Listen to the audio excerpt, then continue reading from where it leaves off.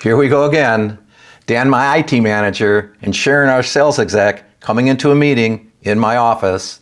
They've got a new proposal for a shiny IT object. More money, more capital, more IT spend. Here we go. Does this drive business results? I ask. Have we gotten a return on what we already have spent? Dan's a great guy and a very good manager, so he's used to these questions, but he still struggles to answer them.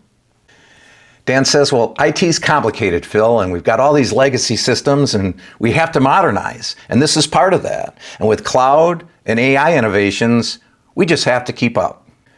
Hi, everyone. Welcome to this episode of the CEO's Field Manual.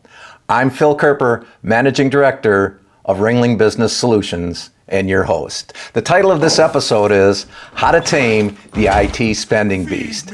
And it's a doozy, because this topic we've all gotten burned on. Countless times, IT functional leaders have come into my office, into a meeting, and they will propose spending more on software or systems. This will help us crack the puzzle, we'll grow sales, we'll gain efficiency.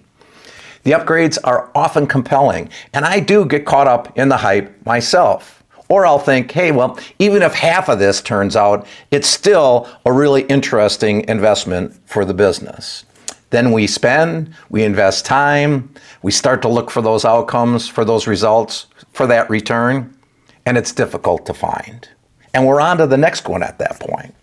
So reviewing, dissecting, approving IT spending is just very challenging. So in this episode, I'll try to give you some specific experience that I've had with IT budgeting and some mistakes that resulted in overspending, projects getting funded or continued that we shouldn't have, or in general, not driving profitable business and outcomes from our investment. Most importantly, I'll try to give you some real-world lessons, things that you can do to break the spending cycles and get better results with your IT investments. So don't scroll by this one if you're leading a company in this complex high-tech age. Let's start with the budget processes themselves. When's the last time you scrutinized and modernized your budgeting processes? If you don't take any other action from this episode, this is a huge opportunity for you. You can identify the flaws in your budget process itself and make that better right out of the gate. Two things that bog down the budgeting process. First, researching the numbers and past trends. And secondly, predicting the outcomes in an unbiased way. Well, there's some good news on this. Welcome to 2026. It no longer has to be a heavy lift just to get the budget built in the first place. There's very effective AI models that you can build around your project approval needs. And even if you have reasonable levels of enterprise AI, you can develop these models to work on the trends, get rid of the data noise, and focus your executives on the opportunities, not on just crunching the numbers to get the proposals put forward. This is also a much better way to look at numbers versus having the vendor provide all of this for you, which has its own set of biases involved. AI models can also be deployed to monitor and report project results after the fact. And again, low bias and real-time feedback from the spending. If you're not using AI for budgeting and forecasting, you're falling behind. Most IT spending proposals are discretionary. And there's always more shiny object proposals than funding. So insist on tangible returns and business outcomes from these proposals. Now, you won't get it every time, and some IT spending is maintenance. But to the extent that they can at least look at a return, you at least know you got a shot that this one grows your business. Even when the team does tie the spending to business outcomes, there's still work to be done here. Here's an example. It was proposed to do a software upgrade on our current CRM system, our customer relationship management platform. This was to improve the mining of customer journey data, enhance the customer outcomes, and there was an increased sales goal tied to the proposal that was then used for a return on investment. Sounds like a decent plan. Here's the rub. We'd been using the CRM for some time. We'd been investing in updates, adding features. It seemed like every time we turned around, there was another piece of the puzzle we needed to buy. And yes, the company grew sales, but correlating the software spending with the increase in sales was highly suspect. Not only was the CRM spending kind of an automatic pilot, the constant upping the investment levels was as well.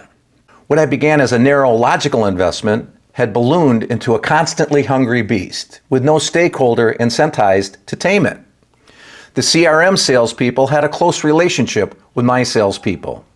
So relying on those two groups for spending recommendations was only going to lead to more spending. That's the same with almost any IT investment. Often, the IT team and the functional team both are heavily invested well before it gets to approval. Plus, the cost of ownership might be shared between the IT budget and the functional area. In the case of the CRM, that was sales and IT.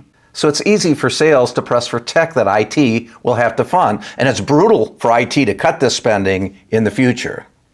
All these things help drive more and more spending. I'll talk about some things I've done to mitigate this in a minute. A second related challenge is the relationships and dependencies between one area spending with others. This is extremely insidious. All these things link together, so you can spend money in one area and you're not realizing you're going to now have to do something in another area to support it. These relationships are often not understood before approvals. Here's an example of that. We wanted to add functionality to our ERP. There were database dependencies. Those drove system demand requirements. Then we needed integrations to use this. The complexity of that was not understood when we were just looking at the ERP modification. So this modest enhancement in our enterprise software now is driving data lake enhancements, system capacity investments, all sorts of things that weren't recognized to the extent up front. Here's another example, a simple looking upgrade to scanners at a DC. The vendor was to do all the setup. This was supposed to be very straightforward. No IT involvement was even needed, is what was said. At the end of the 30 to 60 days this was supposed to be done, we weren't even close to standing up the system. It turned out that we had dependencies on the infrastructure at the DC, and 6 months later, we're still working on the network, the databases, and the systems to make this thing work. The vendor said we didn't carefully review the requirements docs and things were different than what they thought during the setup. It's easy to see why IT approvals get so exhausting. We can either end up punting and saying, okay, I trust you, go do what you think you need to do. Or, as I've done in the past, I say, I'll give you 75% of what you're asking for, make that work. You'd think that would help, but then you might get the worst of both worlds. We're still spending more than we were. We're getting poor results because we didn't really fully invest. And now who owns that? The team didn't get what they wanted. They can't fully own the outcome. It's still more spending without great results. And even when there's a strong tie between IT investment and business outcomes, cost of ownership is often dramatically short from reality. Licensing and other direct software costs expand with capability and user counts. As I've stated in some of the examples, infrastructure, data management, reporting, integrations, all these things seem to add up and you learn as you go versus knowing up front what's really needed. And worst of all these things is the software provider's pricing structure in the first place. Pricing is often purposely confusing. Each vendor has unique pricing models. It's hard to compare between the two. Their programs keep changing. I've had them say, well, if you move up this tier, you get all this great free stuff. Well, that's great. I don't really want to move up a tier. I just want the stuff I need. Or worse, the tier you're on no longer includes items that actually work for you, so you have to move up. This infuriates me just reliving it. These partners that we're paying to help us grow and win sometimes just keep shaking us down for more spending. I'm not saying they all do it, but if you've been in IT approvals, you've had that happen to you multiple times. So those are several causes that make IT investing a pain in the butt to control. If you've made it through that hot mess and all those examples, here's the payoff. There's steps we can take to conquer it and control it. Now there's no silver bullet here, and these solutions take work, but I know they pay off. First of all, button up your IT investment approval process in the first place. If it's informal, make it solid stage gate processes. If you have a set process, Make sure there's a clear path from ideas filtered up into top impacts, a good review filter, and then when you get to the higher levels, deep work for the plan for approval. It's also very helpful to have a central point for review, clearing, and the approvals. And that leads to the next recommendation. Stand up an IT investment team. Make it a small core team to pre-approve the IT investments and manage the stage gate process. Put incentives in place to provide good analysis, and the best business outcome proposals only make it. And don't just include select executives. Make it a proving ground for several ambitious up-and-coming managers. A few notes of caution on this one.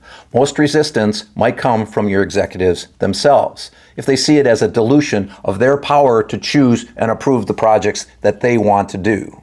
There's also risk for team members. If they don't recommend an upgrade a key executive really favors, there can be a lot of implications to that. These are cultural dynamics to navigate, but it's worth it. Now, the team's recommendations have to carry weight. So put some incentives in place for them to come up with the best recommendations. And make sure they bring in the right stakeholders on certain recommendations before they get too far up the ladder. It's also cool to have incentives for the team to find waste in old systems. You probably have shelfware sitting around, which is software that you're just not really using anymore. Funding new IT investments partially with existing IT savings is a huge win for the team. Now, you may need to exercise this muscle, but once you get good at it, it's really powerful. The IT investment team can be an extension of your AI Tiger team.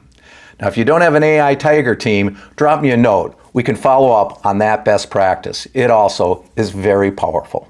Now, I like incentives, but the incentives for your team have to be a fit with your culture. I've used a small pool of funds to be used any way the team chooses. It doesn't have to be a large pool or a lot of money, but leave it completely to them what they want to do with it. Those types of creative incentives with action teams jazzes things up, and this should be designed to be some fun as well. Next, periodically put high-cost platforms out for bid. Now, you need a practical cadence on this. You can't constantly be bidding everything. But the more you can do this and get other vendors coming in to kick the tires, it does a lot of things for the team, keeps people honest, and also keeps you current on what's out there with new software or new systems. Next, and I use this one in a lot of IT videos, develop your IT stack future look. Long-term visioning of your overall IT technology stack is critical, especially now that we're adding AI capabilities, cloud-based systems, and all this integrated stuff. With the exponential growth of IT solutions, there's so much potential here. The worst thing we can do is invest in costly solutions that are wasteful or ineffective. By choosing poorly, we get stuck with new systems that are very difficult to dismantle. We likely already have IT systems in this state. I hope I've provided some practical tools here to improve your IT investments. These require work and commitment, but I have found they materially improve business outcomes associated with what you spend in technology.